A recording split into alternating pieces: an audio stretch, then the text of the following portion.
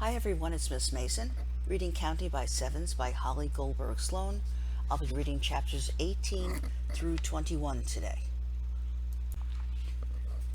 Chapter 18. Willow was finally willing to go inside to use the bathroom. Mai gave her a cold, wet towel to hold to her face.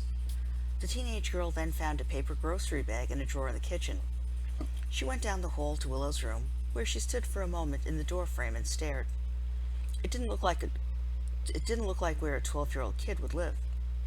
All the walls had floor-to-ceiling bookshelves, and they were full.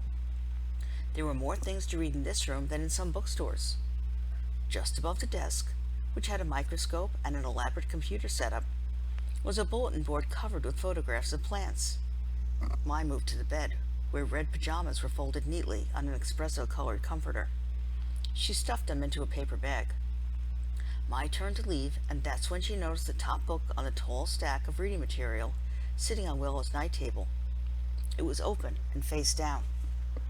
From the position of the spine, Mai could tell it was almost finished. She moved closer, and she saw that the book was from the Bakersfield Public Library, and it was called Understanding Vietnamese Customs and Traditions. And that was when Mai knew that Willow was coming with her. She lied. She told the police that she'd known Willow for many years, not only for weeks. She said that her mother would sign any paperwork because the families were very, very close. Del Duke didn't contradict her, because Mai was so convincing that he now half believed her story. Kwang Ha, unnerved by the police, had stayed the whole time in Del's car. He hadn't moved a muscle. So Mai was taken as the authority on the situation. As Del pulled his car away, he could see neighbors coming out onto the sidewalk. But Willow, with her eyes closed in the back seat, saw nothing. Del drove as slowly as he'd ever maneuvered a vehicle, heading across town to the nail salon with the patrol car behind him. No one knew it, but they passed through the very intersection where Jimmy and Roberta Chance had been hit. There was still an official vehicle on the scene, but what was left of the pickup and the box truck had been taken away. There were 4 gray coils on the pavement where the flares had burned out. Del's car drove straight over the ash. They swung into the parking lot in front of Happy Polished Nails, and Mai opened the car door immediately. She and Kwang Ha seemed to be in a race to get inside the shop, but Willow didn't move. Del decided to wait with her, but it was killing him. The real action was obviously going on behind the plate glass window that had purple sausage-shaped writing which said, "Man plus Ped Euro-style special. Walk-ins very welcome." Del read the message at least a dozen times and could make no sense of it. He had to concentrate. Not only were 2 people dead, but there would now be all kinds of official reports filed, and it was going to become pretty darn obvious that Mr. Del Duke had taken 3 kids from the school district off school district property to have ice cream and french fries and look at geese. Talk about terrible timing. There were police involved, and social workers already on high alert. This was a nightmare, in so many ways. It was crucial that Del look professional, which was one of the hardest things for him to do. He glanced up into the rearview mirror at Willow.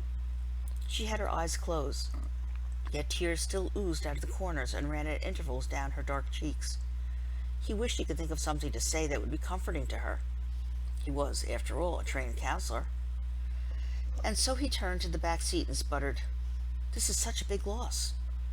He then exhaled and more words dribbled out like applesauce from a baby's mouth, just audible lumps. "It's not much consolation, but you'll probably never have any loss this big again." Del continued, unable to stop himself.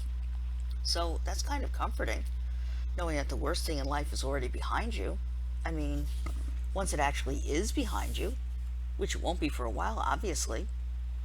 To Del's horror, her level of distress seemed to increase with his every word. What was he talking about? Del cleared his throat and tried to steady his voice as he finished with, "Because this is life, and these things just happen." Wow, did he really just say that? How many kids go to school and come home to find that both their parents are dead? Maybe in war-torn Somalia or someplace like that. Then maybe he could legitimately say, "These things happen." But here? In Bakersfield? A total meatball move. Del bit down on the inside of his left cheek and held his mouth closed until he could detect the taste of blood. That's what it took to shut himself up. Chapter 19. Patty Nguyen. A leader organizes people, whether they know it or not. It was a slow afternoon at the salon, and Patty was doing inventory, which was never her favorite thing. But it had to be done. Bottles of nail polish vanished almost every day. She was certain that it was the result of theft from both her workers and her clients, so it was essential to stay on top of the situation. As a small business owner, you had to show that you cared about these things, even if the nail polish, bought in bulk, only ended up costing her 69 cents a pop. That was one of the secrets to success, caring about the big things and the small things. Or in Patty's case, she cared about everything. She wished all of her customers just wanted red nails. Red was lucky. But Patty carried over 100 shades in their squat little glass containers. She put down a bottle of Fire Engine Red and picked up Peacock Blue, a new shade that was very popular but carried no good fortune. With the annoying blue in her right hand, she looked through the front window and suddenly saw a dusty sedan pull into the parking lot. A police car was right behind it. Not good. Maybe if she'd kept the red bottle in her hand, this wouldn't have happened. She knew that wasn't logical, but still. And then she watched, her heart rate increasing, as her two kids got out of the dirty Ford and rushed toward the salon. Really not good. Patty dropped the little glass bottle straight into the trash. She was going to discontinue carrying the unlucky Peacock Blue nail polish. In the very first week of school, Quang Ha had cut classes and gotten into arguments with teachers. He was in danger of being expelled. Patty had asked the principal for counseling. She firmly believed that her son needed a voice of authority to scare him back onto the right path. But not real authority. Certainly not the police. And then, before she could make a guess at what he'd done, her kids were inside the salon and they were both talking at once. Quang Ha wanted his mother to know that Mai had lied. This was suddenly an important moment for him because the playing field was being leveled. Now he wasn't the only one who twisted words to the people in charge. But Mai, speaking rapid fire in Vietnamese, raised her voice above his. This wasn't about lying. This was about a car accident and a girl who had lost her parents. Mai only cared about that. Quang Ha argued that they didn't even know the little kid. Getting involved on any level was trouble. Patty tried to sort it out, but it wasn't long until both of the police officers were standing in front of her, getting ready to launch an avalanche of questions in her direction. Before they could, Mai took her mother's hand and pulled her toward the door. Patty followed, moving right past the two cops. Mai led her straight to Dell's car, where she wordlessly opened the back seat door so that her mother could be face to face with Willow. Patty saw grief. Her eyes focused on a version of her own young self, and so many other children in Vietnam who grew up without parents, some abandoned because of their ethnicity, others because of tragedy. And her arms reached out wide.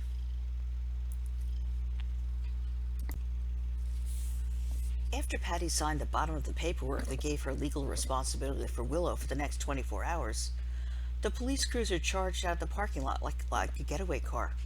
That left Del Duke. He wanted to be invited home with them. He was now really part of this. But Patty ignored him as she went about closing the nail salon early, barking orders in Vietnamese to the two manicurists. Del hung around the cash register trying to be relevant. It wasn't working. Even though Patty stood barely over 5 feet tall to his 5 foot 8 inches, she kept edging him toward the door. "We'll talk tomorrow." She said this more than once, and suddenly she had a hold of his right elbow as she literally led him outside. Del managed to say, "I should probably get your home number. I have it in Quang Ha's files at the office, but Patty either wasn't listening or wasn't interested. She pulled out a large ring of keys, and with Del now on the sidewalk, she went back into the salon and began locking the heavy door at the bottom. Del was on the wrong side of the thick plate glass, but he continued as if he were still in the room, raising his voice as he said, "Okay then, I should be going, which I'll do, right now. Long day, for all of us." He strained to get a better look at Willow, but she was crouched down with Mai at her side. He hadn't even said goodbye. Patty then snapped off the bright fluorescent ballasts. The windows were tinted, making it hard to see much of anything inside. Del walked to his car. When he glanced over his shoulder, the salon was just shadows. They had to be leaving out a back door to go home. He thought about following their car as they drove away, But suddenly the weight of what had happened, the enormity of the situation, hit him hard. Dell got into his Ford, slid the key into the ignition, and then burst into tears. His neck muscle seemed to give way, and as he sobbed, his head fell forward and hit the steering wheel. And that's when the horn sounded, startling him, and the world around him into a new consciousness. Chapter 20. I've never seen this person in my life, but her arms are around me, tight, because the woman is so strong you'd think her hug would choke me. But instead, it's the first time I can get a full breath into my lungs since I heard what happened. They live behind the nail salon in a garage, a real garage, not one converted to anything. You could move things and still drive a car in here. There's no bathroom. They walk across the alley back to the salon, where there's a toilet and a tiny shower stall made of molded plastic. They don't think living in the garage is weird, because they're used to it. The garage has only one window, and that looks like it wasn't part of the original construction. I'm certain someone just cut a square in the uninsulated stucco-on plywood wall. There's an ancient-looking air conditioner hanging on the ledge of the bootlegged window, and the glass above the machine has been covered with a piece of decorative cloth. The fabric has completely faded on the side exposed to the sunlight, and whatever pattern was there is gone, scorched away. Despite the air conditioner, it is still incredibly hot in the garage, even with the machine on the highest setting. Mats cover the cracked concrete floor, making a crazy quilt of colored rattan and woven plastic. There's a queen-size mattress and a single cot pushed together at one end of the garage. That's the sleeping area. The other space is taken up by a long metal table where 2 hot plates and a microwave can be seen next to cans of bamboo shoots and water chestnuts. An assortment of pots and pans hang from hooks on the wooden studs next to the ladles and strainers and big boxes of breakfast cereal, which must come from Costco. Mom buys those. And just that fact makes my heart beat in a messed up way. A small refrigerator is plugged into an adapter that has 6 different electrical devices all feeding into one outlet. I know for a fact that's not safe. And then my thoughts shift. It might be a good thing if the garage caught on fire, if I were alone in here. Because if I got trapped in a blaze started by arcing electrical overload in the wall of the garage, the searing pain of losing my mom and dad would go up in smoke with me. I would be released then. I would be set free. Mai wants to know if I want to lie down, but I can't speak in any language. Patty makes soup that is cloudy white with curly pieces of green onion floating on top. And then there is suddenly a plate with salty pork strips, which appear from nowhere. Dysphagia is the medical term for not being able to swallow. And I know that there are 2 kinds of dysphagia, oropharyngeal and esophageal.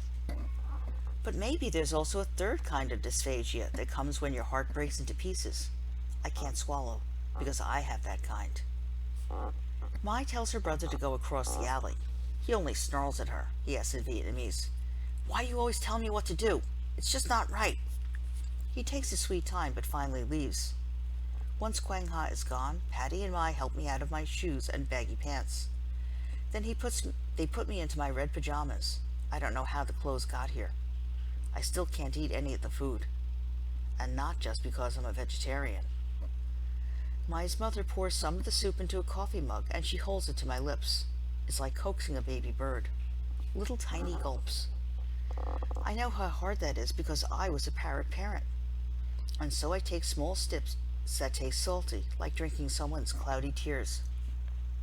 And then Patty lights incense that is in the shape of a triangle, and she places it on a red plate. She bows her head as her eyes glisten, and she takes my hand, and we both cry. Mai leans against her mother, and for the first time in my life, my memory disappears. I know I will remember nothing of this night, because I will try as hard as I can to never think of it again. I will win that battle. Chapter 21. Quang Ha was mad. That was normal. But this fresh anger struck a deeper chord than most of his sudden bursts of frustration, because he already had no privacy. He slept wedged next to his sister and his mother. What difference did it make that he was on his own mattress? Who was anyone kidding? They lived in one room and there was a garage, and now they were letting someone view their situation and even worse, be part of it? It was all just too much. The little girl was strange. Couldn't everyone see that? Look at her clothes and her hair and her glasses and her luggage with the wheels. Listen to her whispery voice and her laugh, which was like someone choking. Come on, she spoke Vietnamese. What was that all about? Maybe she was some kind of spy, or at the very least a complete nerd. You'd only learn the language if it was jammed down your throat, like everything else in his life. He was not going to feel sorry for her because her parents died in a car crash. Okay, maybe he felt sorry for her when he first heard and she was shaking, but he wasn't going to right now. No way. No how. He was going to feel sorry for himself, because he didn't ask to be born. He didn't ask to have his father drive off in a truck and never return. He didn't ask to have every single thing in his life smell like fingernail polish. His clothes and even his shoes had that chemical stink. And another thing to be mad about was that he slept in his underwear. How was he supposed to do that now? The underwear had robots on them, like a little kid would wear, and he was in high school. His mother never seemed to know the difference between something cool and something for idiots, because all she cared about was that it was something on sale. Well, now he'd have to sleep in his pants, because he wasn't letting the little girl see the robots, and he hated that, because the pants twisted up around his legs and made it next to impossible to even bend his knees and sleep on his side, which was his most comfortable way.